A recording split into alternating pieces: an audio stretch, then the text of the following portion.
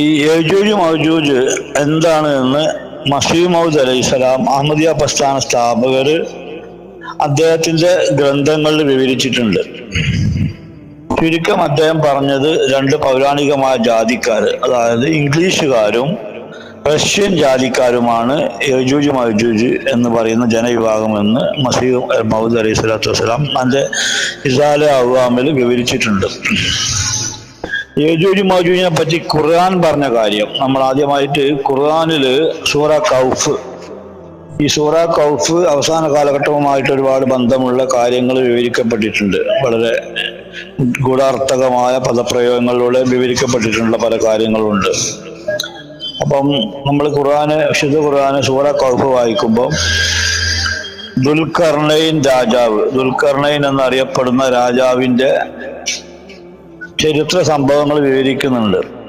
അങ്ങനെ വിവരിക്കുന്നിടത്ത് ദുൽഖർനൈൻ രാജാവ് അദ്ദേഹത്തിന്റെ രാജ്യത്തിന്റെ പല ഭാഗത്തേക്കും സഞ്ചരിച്ചതായിട്ട് പറയുന്നുണ്ട്.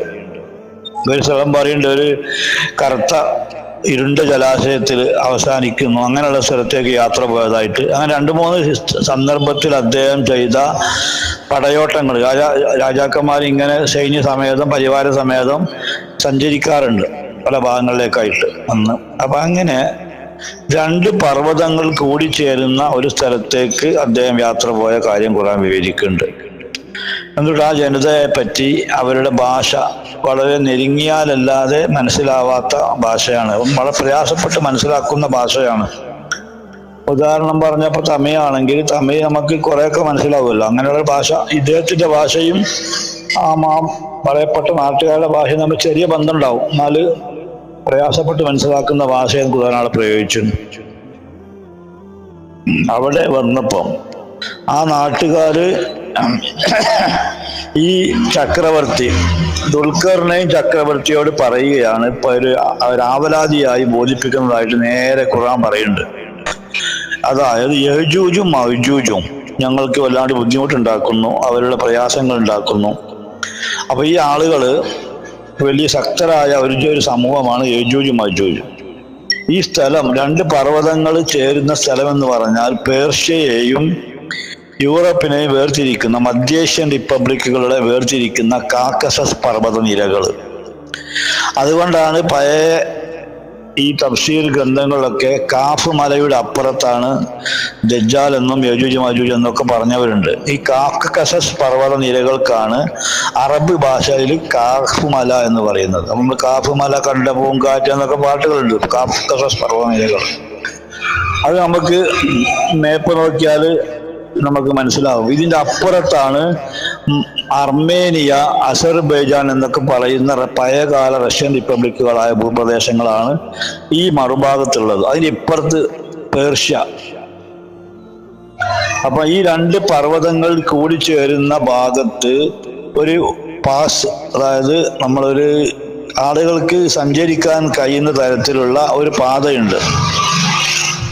അപ്പൊ ഈ 2 ഭാഗത്തും മറുഭാഗത്തുനിന്ന് ഈ ഭാഗത്തേക്ക് ഈ പറയപ്പെട്ട ആളുകൾ വന്നുകൊണ്ട് ഇവിടുത്തെ ആളുകളുടെ കൃഷി കൊള്ള ചെയ്ത് കൊണ്ടുപോവുക.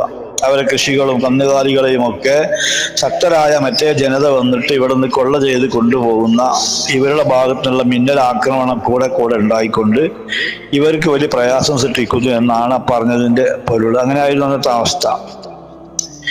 ആ ഒരു സാഹചര്യത്തില് ഈ ജനത ആവശ്യപ്പെടുന്നത് ഈ കൂട്ടര് കടന്നു വരുന്ന ഈ ഒരു വഴി മതിൽ കെട്ടി അടച്ച് അവരിങ്ങോട്ട് വരുന്നതിൽ നിന്ന് ഞങ്ങളെ തടയുകയാണ്. തങ്ങൾ തടഞ്ഞു തരികയാണെങ്കിൽ ഞങ്ങൾ താങ്കൾക്ക് കപ്പം തരാൻ, നികുതി തരാനെന്ന് ജനത പറഞ്ഞതായിട്ട് ഖുർആനിലുണ്ട്. അപ്പം അദ്ദേഹം മറുപടി പറയാണ്, എനിക്ക് നിങ്ങൾ നികുതി കപ്പ ആവശ്യമില്ല, ധനം എൻ്റെ കയ്യിൽ തന്നെ അള്ളാഹു തന്ന അനുഗ്രഹം ധാരാളമുണ്ട്. നിങ്ങൾ എന്നെ സഹായിക്കുക, പണിയെടുത്ത് മാൻ പവർ കൊണ്ട് നിങ്ങൾ സഹായിക്കുക എന്ന് പറയുകയും അദ്ദേഹം ഉരുക്കും ചുട് കട്ടയുമെല്ലാം തന്നെ കൊണ്ടുവരാൻ പറഞ്ഞു. അങ്ങനെ ഈ 2 പർവ്വതങ്ങളുടെ ഇടയിലുള്ള ആ ഒരു പാത, ആ ഭാഗം അദ്ദേഹം മതിൽ കെട്ടി അടച്ചു. എന്നിട്ട് ഈയം ഒഴിച്ച് ആ പാതയുടെ മുകളിൽ നമ്മൾ സാധാരണഗതിയിൽ നമ്മളിപ്പം കോൺക്രീറ്റ് അല്ലെങ്കിൽ വീടിൻ്റെ തറ കെട്ടിയാൽ നമ്മൾ ബെൽറ്റ് വാർക്കുക എന്ന് പറയും, ഉറപ്പിന് വേണ്ടി. എന്നതുപോലെ ആ മതിലിൻ്റെ മുകളിൽ മതിലിടിഞ്ഞ് തകരാതിരിക്കാൻ വേണ്ടി തീ കത്തിച്ച് ഉരുക്കി വളരെ ഭദ്രമായ നിലയിൽ മതിൽ കെട്ടി. അങ്ങനെ ആ സന്ദർഭത്തിൽ ഇദ്ദേഹം ഒരു അള്ളാഹുവിന്റെ വെളിപാടുള്ള ഒരു നബിയോ അല്ലെങ്കിൽ വലിയ ഒരു ഔലിയോ ഒരു രാജാവാണ് ഈ ദുൽഖർനൈൻ എന്ന് നമുക്ക് മനസ്സിലാക്കാം. അപ്പൊ ദുൽഖർനൈൻ പറയാണ്, ഇനി ഇവർക്ക് ചാടിക്കടക്കാൻ സാധ്യമല്ല. ഈ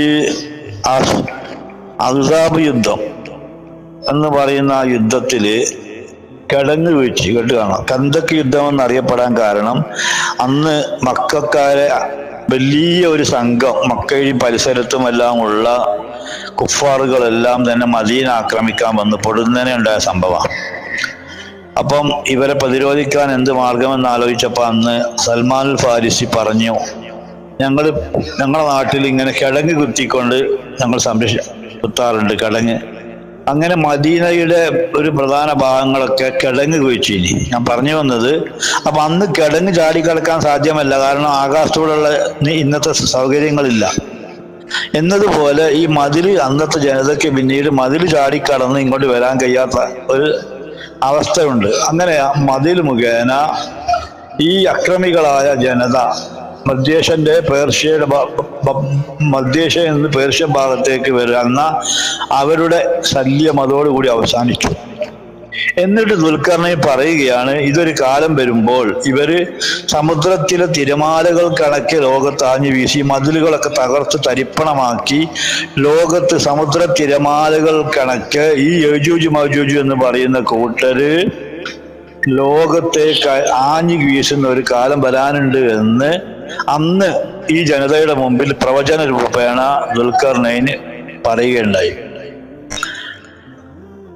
അത് നമ്മൾ മനസ്സിലാക്കേണ്ടത്, അപ്പൊ ഇവിടെ അന്ന് ഇങ്ങോട്ട് അവർക്ക് പിന്നീട് ആ കാലത്ത് പ്രാകൃതരായ ജനതക്ക് നമ്മുടെ ഈ പേർഷ്യൻ ഏഷ്യൻ ഭാഗത്തേക്ക് കടന്നു വരാൻ സാധിക്കാതെ ആയപ്പോൾ ഈ ജനത പിന്നീട് ഇത് കിഴക്കൻ യൂറോപ്പ്, നമ്മൾ പടിഞ്ഞാറൻ യൂറോപ്പ് മുതലാളിത്ത രാജ്യങ്ങളായി മാറിയ ആ രാജ്യങ്ങളാണ്. കിഴക്കൻ യൂറോപ്പിലാണല്ലോ റഷ്യ ഒക്കെ ഉൾപ്പെട്ട് സോവിയറ്റ് യൂണിയന്റെ കീഴിലായി പിന്നീട്. അപ്പൊ കിഴക്കൻ യൂറോപ്യൻ രാജ്യങ്ങളിൽ നിന്ന് ആ പ്രദേശത്താണ് ഇവരുണ്ടായിരുന്നത്. അർമേനിയ, അസർബൈജാൻ എന്നൊക്കെ പറഞ്ഞ രാജ്യം. ഈ ഭാഗത്തേക്ക് അവർക്ക് അധിനിവേശം നടത്താൻ സാധിക്കാതെ വന്നപ്പം ആ ജനത സ്വാഭാവികമായിട്ടും യൂറോപ്പിന്റെ പടിഞ്ഞാറൻ ഭാഗത്തേക്ക് വ്യാപിച്ചു. നമ്മളിപ്പോൾ ആരായാലും ഒരു ഭാഗം ഒരു വഴി അടയുമ്പോൾ മറ്റൊരു വഴിയിലേക്ക് അവർ പോകും, ആരും പോകുമല്ലോ. നമ്മളിപ്പോൾ നമ്മൾ വെള്ളം ഒരു ഭാഗത്തേക്ക് തടഞ്ഞു വെച്ചാൽ പിന്നെ വെള്ളം വേറെ ഭാഗത്തേക്ക് ഒഴുകും. അപ്പൊ ഇവര് പിന്നെ യൂറോപ്പിന്റെ പടിഞ്ഞാറൻ രാജ്യങ്ങളിലേക്ക് കാലക്രമേണ ആ ഭാഗത്തേക്കായ അവരുടെ സഞ്ചാരവും അവരുടെ അധിനിവേശവും ഒക്കെ. അങ്ങനെ പിന്നീട് കാലം പിന്നിട്ടപ്പോൾ യൂറോപ്പിന്റെ പടിഞ്ഞാറൻ ഭാഗത്തെല്ലാം തന്നെ ഈ ജനത വ്യാപിച്ചു. പിന്നെ അങ്ങനെ ഈസാ നബി അലൈഹി സ്വലാമിന്റെ കാലത്തൊക്കെ, ഇതിൻ്റെയൊക്കെ മുമ്പാണ് ദുൽഖർനൈൻ ഖുർആന്റെ റസൂലിന് മുമ്പാണ്. ഈസാ നബിയുടെ മുമ്പ് വന്ന ഒരു രാജാവാണ്. ഈ സംഭവം ഉണ്ടാകുന്ന അതിൻ്റെയൊക്കെ പല കാലങ്ങൾക്ക് മുമ്പാണ്. നമ്മുടെ ഈ പേർഷ്യന്റെ ഈ ഭാഗത്തേക്ക് വരാൻ കഴിയാത്ത ജനത യൂറോപ്പിന്റെ പടിഞ്ഞാറൻ ഭാഗത്തേക്ക് ഇങ്ങനെ കുടിയേറാൻ തുടങ്ങി. അങ്ങനെ കാലങ്ങൾ കഴിഞ്ഞു. കുറെ കാലങ്ങൾ കൊണ്ട് പടിഞ്ഞാറും കിഴക്കും ഒക്കെ ഈ ജനത വ്യാപിച്ചു. കിഴക്കൻ യൂറോപ്പിൽ നിന്ന് പടിഞ്ഞാറൻ യൂറോപ്പിലേക്ക് പോകാൻ തുടങ്ങി. അങ്ങനെ പടിഞ്ഞാറൻ യൂറോപ്പ്, റോം എന്ന് പറയുന്ന ഇന്നത്തെ ബ്രിട്ടനും ഫ്രാൻസും ഒക്കെ ഉൾക്കൊള്ളുന്ന പടിഞ്ഞാറൻ യൂറോപ്പിൽ ഇവരുടെ വ്യാപനം ഉണ്ടായി. പിന്നീട് ഈ ജനത ഈസാ നബിയുടെ ആഗമനം ഉണ്ടായി. ക്രിസ്തുമതം യൂറോപ്പിലേക്ക് വ്യാപിച്ചു. നമുക്കറിയാം റോമില് പിന്നെ ഗുഹയിലൊക്കെ വസിച്ച ഈസാ നബിയുടെ ശിഷ്യന്മാരെ കഥ. അവസാനം AD 314 310 ശേഷം കോൺസ്റ്റന്റൈൻ, റോമ രാജാവായിരുന്ന കോൺസ്റ്റന്റൈൻ ചക്രവർത്തി ക്രിസ്തുമതം സ്വീകരിച്ചതോടുകൂടി യൂറോപ്പിന്റെ ഔദ്യോഗിക മതമായി ക്രിസ്തുമതം മാറി. ഈ പടിഞ്ഞാറും കിഴക്കുമുള്ള ജനത ഒന്നടങ്കം ക്രിസ്ത്യാനികളായി മാറി. അതോടുകൂടി യജൂജ് മൗജൂജ് എന്ന് പറയുന്ന ഈ ജനത കോൺസ്റ്റന്റൈൻ ചക്രവർത്തിയുടെ വരവോടുകൂടി അദ്ദേഹം ക്രിസ്ത്യാനിയായതോടുകൂടി ക്രിസ്ത്യാനികളായി മാറി. നാം മനസ്സിലാക്കേണ്ട സംഗതിയാണ്. അങ്ങനെയാണ് ഈ യജൂജ് മൗജൂജ് എന്ന് പറയുന്ന ജനത ക്രിസ്ത്യാനികളായിട്ട് മാറുന്നത്.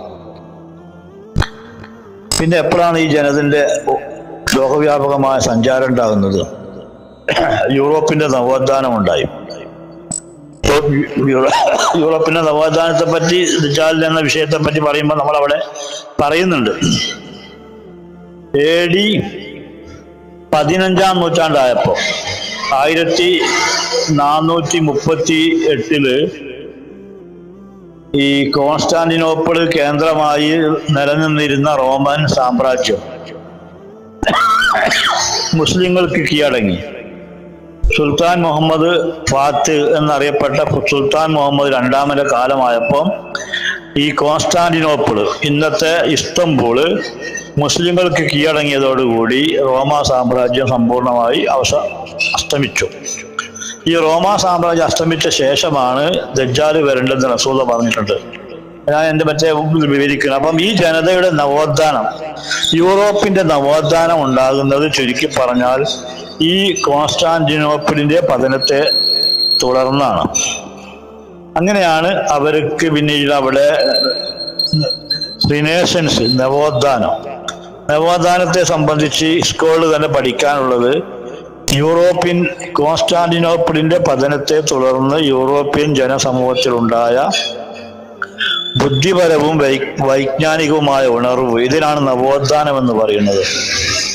ഈ നവോത്ഥാനത്തെ തുടർന്നാണ് വ്യാവസായിക വിപ്ലവം. കാരണം വൈജ്ഞാനികമായ പുരോഗതി ഉണ്ടായി. ശാസ്ത്ര സാങ്കേതിക രംഗത്തൊക്കെ അവർ ഗവേഷണം നടത്താനും ചിന്തിക്കാനും പുരോഗതിപ്പെടാനും തുടങ്ങി. അങ്ങനെ പുതിയ പുതിയ കണ്ടുപിടുത്തങ്ങൾ ഉണ്ടായി. അതിൻ്റെ അടിസ്ഥാനത്തിലുള്ള വ്യാവസായിക സംരംഭങ്ങൾ അവിടെ ആരംഭിച്ചു, കമ്പനികൾ ആരംഭിച്ചു, വ്യാവസായിക ഉൽപ്പന്നങ്ങൾ ഉൽപ്പാദിപ്പിക്കാൻ തുടങ്ങി.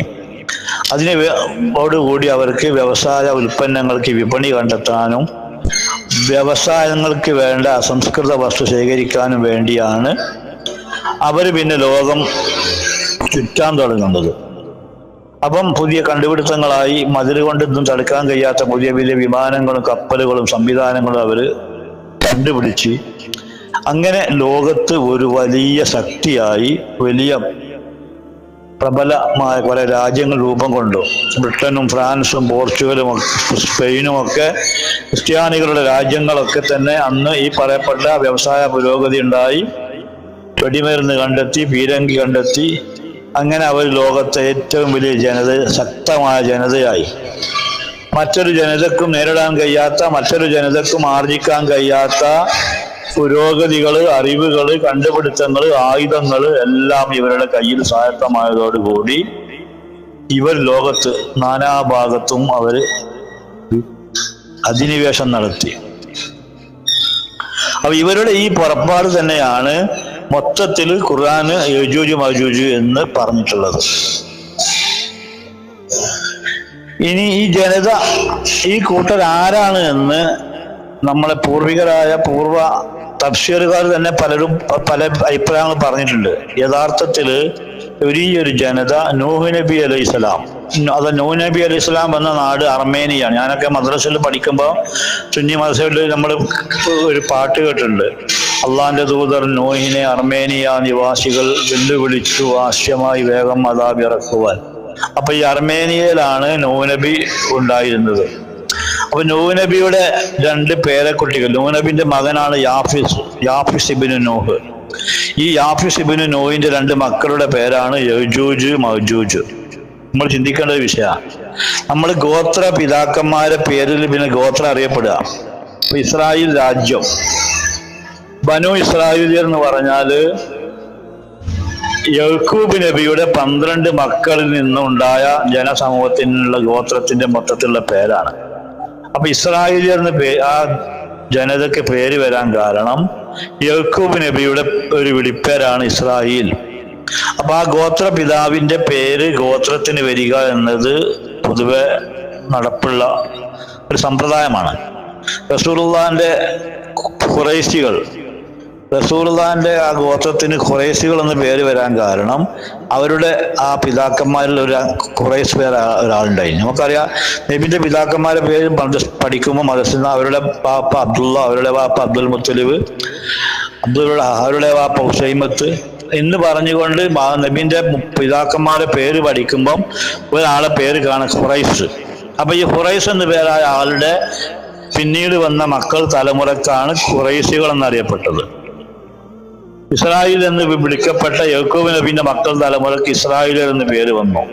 അതുപോലെ യജൂജ് മൗജൂജ് എന്ന് പേര് വെക്കപ്പെട്ട രണ്ട് വ്യക്തികൾ നൂഹ് നബിയുടെ പേരപ്പിതാക്കള് പൗത്രന്മാരായ ഈ രണ്ട് മക്കളിൽ നിന്ന് പിന്നീട് വളർന്ന് പന്തലിച്ച് വ്യാപിച്ച ജനസമൂഹത്തിന് യജൂജ് മൗജൂജ് എന്ന് പേര് വന്നു. ഇതാണ് അവർക്ക് ആ പേര് അങ്ങനെ വന്നത്. അള്ളാന്റെ ഹിക്മത്താ. ഈ പേരിലും വലിയ ഒരു ഹിക്മത്തുണ്ട്. ചില കാര്യങ്ങൾ അള്ളാഹ് അങ്ങനെയാണ്. റസൂലുള്ളാഹിന്റെ പേര് അന്ന് അത് മറ്റൊരാൾക്ക് ഉണ്ടായിരുന്നില്ല, മുഹമ്മദ് എന്ന പേര്. അപ്പൊ ആ പേരിൽ തന്നെ റസൂലുള്ളാഹ് വാഴ്ത്തപ്പെട്ടവൻ, സ്തുതിക്കപ്പെട്ടവൻ എന്നാണ്. ഇങ്ങനെ ഒരു റസൂലുള്ളാഹ് നിയോഗിക്കുമ്പോൾ അള്ളാഹുവിന്റെ ഹിക്മത്താണ് ഈ ഒരു പേര് നൽകാൻ വേണ്ടി റസൂലുള്ളാഹിന്റെ വല്യാപ്പക്ക് അള്ളാഹ് തോന്നിപ്പിച്ചു. എന്നതുപോലെ യജൂജ് മൗജൂജ് എന്ന് രണ്ട് വ്യക്തികളുടെ പേരാണെങ്കിലും ഈ പേരിൽ തന്നെ പിന്നീട് ശക്തിപ്പെട്ടു വരുന്ന ഈ വിദ്ദേഹത്തിന്റെ സന്തതി പരമ്പരകളുടെ സവിശേഷതകള് ഈ പേര് തന്നെ നമുക്ക് മനസ്സിലാക്കി തരുന്നു. ഈ വാക്കിന്റെ അർത്ഥം തന്നെ തിളച്ചു മറിയുക, പിന്നെ അഗ്നിമയമാവുക, ജ്വലിക്കുക, ഇങ്ങനെയൊക്കെയുള്ള അർത്ഥങ്ങളാണ് ഈ പദത്തിനുള്ളത്. അപ്പൊ ഈ ജനങ്ങളുടെ സ്വഭാവങ്ങൾ പിൽക്കാലത്ത് ഇവർ ആർജിക്കുന്ന പ്രത്യേക സ്വഭാവം, ആ സ്വഭാവം എന്താണെന്ന് മനസ്സിലാക്കി തരാൻ സഹായകമായ ഒരു നാമമാണ് ഈ കുടുംബി വംശത്തിന് അള്ളാഹു നൽകിയ അള്ളാഹുവിന്റെ ഹിക്മത്താണ്. ഇവരെ പൂർവ്വപിതാക്കൾക്ക് ഇങ്ങനെ ഒരു പേര് നൽകാനാണ് നൂഹ് നബി അലൈഹി സ്വലാമിനോ അല്ലെങ്കിൽ അദ്ദേഹത്തിന്റെ മകൻ യാഫിലിനോ തോന്നിയിട്ടുണ്ടാകുക. അള്ളാഹ് തോന്നിപ്പിച്ചതാണ്. പിന്നീട് ഈ ജനത വലിയൊരു കൂട്ടരായി മാറുകയും അന്ന് അവരുടെ സ്വഭാവങ്ങൾ എന്താണ് എന്ന് വെളിപ്പെടുത്താൻ പര്യാപ്തമായ ഒരു നാമം ഈ ഗോത്രത്തിന് നൽകപ്പെട്ടു. അള്ളാഹുവിന്റെ ഹിക്മത്ത്. അപ്പം ഇവര് തിളച്ചു മറിയ ലോകത്തൊന്നടങ്കം വ്യാപിക്കാനുള്ള ആ ഒരു വ്യഗ്രത, അഗ്നിമയമാവുക, അതായത് തീ കൊണ്ടുള്ള കണ്ടുപിടുത്തങ്ങള്, അഗ്നി കൊണ്ടുള്ള ബോംബും വിമാനങ്ങളും ഇന്നത്തെ എല്ലാ സംവിധാനങ്ങളും അഗ്നി കൊണ്ട് പ്രവർത്തിക്കുന്നതാണ്. ബോംബിട്ടാൽ നമുക്കറിയാം അഗ്നിയാണ്, തീ കത്തും. ആറ്റം ബോംബ് മഹാ അഗ്നിയാണ്. ഇവരുടെ ആയുധങ്ങള്, ഇവരുടെ ഇന്നത്തെ ആധുനിക ടെക്നോളജിയിലെ വാഹനങ്ങളൊക്കെ തീ കൊണ്ട് പ്രവർത്തിക്കുന്നത്. അപ്പൊ ഇവരുടെ മുഴുവനും സ്വഭാവത്തെയും സൂചിപ്പിക്കുന്ന ഒരു നാമം കൂടി ഇവർക്ക് ലഭിച്ചു. ഇത് ദൈവികമായ ഒരു ഹിക്മത്താണ്. അപ്പൊ ഞാൻ പറഞ്ഞു വന്നത് ചുരുക്കം, നൂഹ് നബി അലൈഹിസ്സലാമിന്റെ രണ്ട് പേരമക്കളിൽ നിന്ന് ജനിച്ച് വളർന്ന് പന്തലിച്ച ജനസമൂഹമാണ് ഈ ഒരു യജൂജ് മജൂജ് എന്ന് പറയുന്ന ഗോത്രം. അപ്പൊ ഹദീസില് ഈ ദജ്ജാലിനെ മസീഹ് കൊന്ന ശേഷമാണ് യജൂജ് മജൂജ് വരിക എന്ന് പറഞ്ഞിട്ടുണ്ടല്ലോ. ഇന്ന് നമ്മൾക്ക് ചിന്തിച്ചു നോക്കിയാൽ മനസ്സിലാവും, ക്രിസ്തു മതത്തിന്റെ മതപരമായ നിലയിൽ യൂറോപ്പിന്റെ ആ മതം, അവർ ലോകത്ത് പ്രചരിപ്പിച്ച മതം, മസീഹ് അലൈഹി സ്വലാം വന്നുകൊണ്ട് ക്രിസ്തു മതത്തിന്റെ അടിത്തറ തന്നെ തകർത്തു കളഞ്ഞു. ഇന്ന് ക്രിസ്തു മതം പിറകോട്ട് പോയി. യൂറോപ്പിലൊക്കെ തന്നെ ലക്ഷക്കണക്കിന് ആളുകൾ വർഷം തോറും ഇസ്ലാം സ്വീകരിക്കുന്നു. അവിടെ ചർച്ചുകൾ തന്നെ അടച്ചുപൂട്ടുന്ന ഒരവസ്ഥ വന്നിരിക്കുന്നു. ക്രിസ്തു മതത്തിന്, അവരുടെ മതത്തിന് വമ്പിച്ച തകർച്ച നേരിട്ടുകൊണ്ടിരിക്കുക, സംശയമില്ല.